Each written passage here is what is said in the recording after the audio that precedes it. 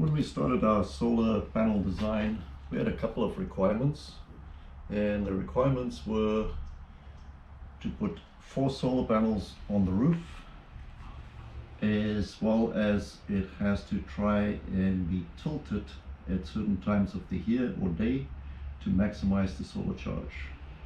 Our goals were also to minimize the roof space that we use, and this is how we got to the design.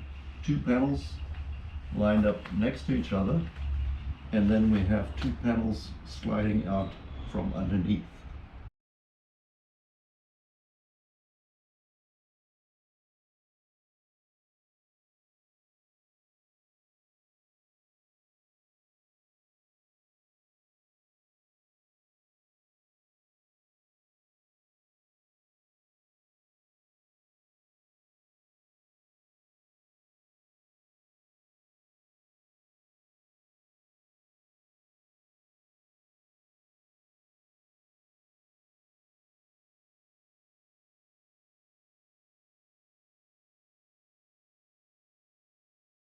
It took us a while to get that. Couple of iterations. First thing was that the actuator that we put up was at the wrong angle. We first tried a single 330-pound actuator on the side. It lifted it, but it was battling to lift it because of the angle. We put 2 actuators on, one on each side. The problem was that the actuators run at a different speed, so it wasn't synchronized, and in order to do it you have to get an expensive synchronization box to be able to synchronize the 2 actuators so that they can push out or pull in at the same speed. Then we went with a single 660-pound actuator. The first one was mounted on the side because we had a little beam that ran in the middle. The problem was it was actually twisting the beam because it was offset and not centered. Final design, we put 2 uni-struts in here that is connected to 2 uni-struts running parallel on the sides, and made a single bracket with a single 660-pound actuator where the angle is much better, and we can take a look at how it lifts it up now.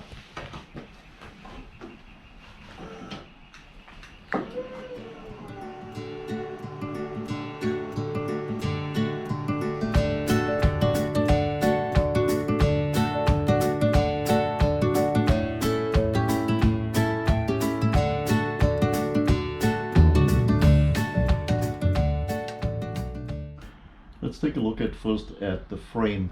We have 2 uni-struts, one here and one at the far side running parallel to each other. Then we have 2 uni-struts here to maintain the integrity of the panel, and then the 2 uni-struts in the middle that supports the lift. We also have 2 uni-struts at the bottom, and that was initially put on to alleviate the pressure of this being pushing on the roof. So what will happen is, because it pushes up and there are hinges on the other side, it will try and push the 2 bases apart, and these uni-struts will take up the tension to make sure these 2 panels don't get pushed apart, so you can safely mount these 2 panels on the roof without really actually looking for anything to properly secure it in, like a beam or anything. You can actually just mount it on the top of the roof on the panels. One of the other items we needed to address was, when the bottom panels slide out, what happens if there's a slight wind or breeze. We put 2 gas struts on here, and as you can see, it is pretty solid, and we'll expand the two and show you if there's a breeze. These gas struts actually take up a little bit of flex once those two actuators pushes it out. So let's take a look at deploying the two panels at the bottom. We have two actuators pushing out the panels, and the two panels slide on stainless steel drawer slides, and both of these actuators will be actually operated independently. And the idea behind it is that if you park in a tight spot, that you can deploy one panel or the other panel or both.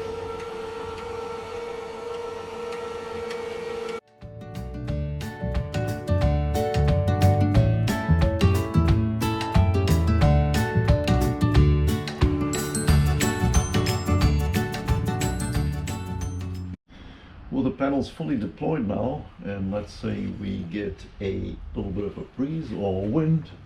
Now you can see the gas struts actually taking up some of the slack in the structure and hold it properly secure, that we don't get the swaying of the panels in the case where we would have used only one strut or one actuator.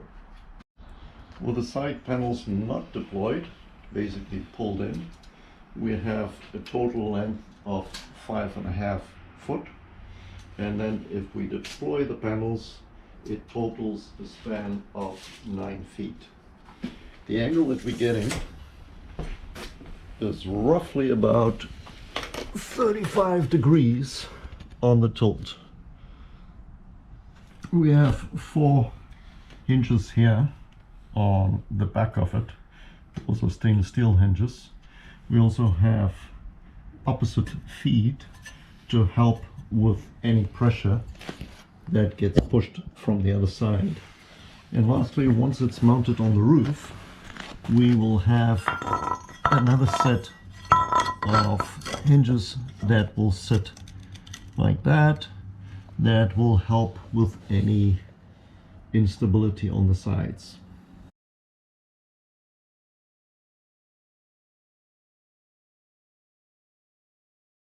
We have a single actuator in the middle, on the middle strut. We're going to start lifting it up with a 660 pound actuator, and you can see it does lift, but it needs a bit of just a pull. You can see the strut holds it, or the two gas struts plus the actuator can hold the weight. But what you'll see now is as it goes lower,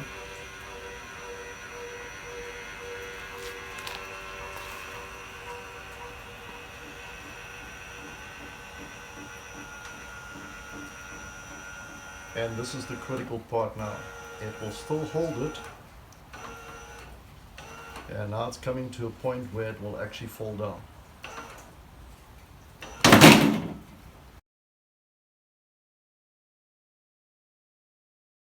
Our problem with the previous design was, as soon as it got to this tight angle at one of the lowest points, the actuator would actually sort of collapse on itself, even though it was a 660 pound actuator. The gas struts didn't help either, because it's pretty close to collapse. But what you'll see now is we can do a controlled close of it, and you won't hear the clack sound where it actually falls down onto the frame.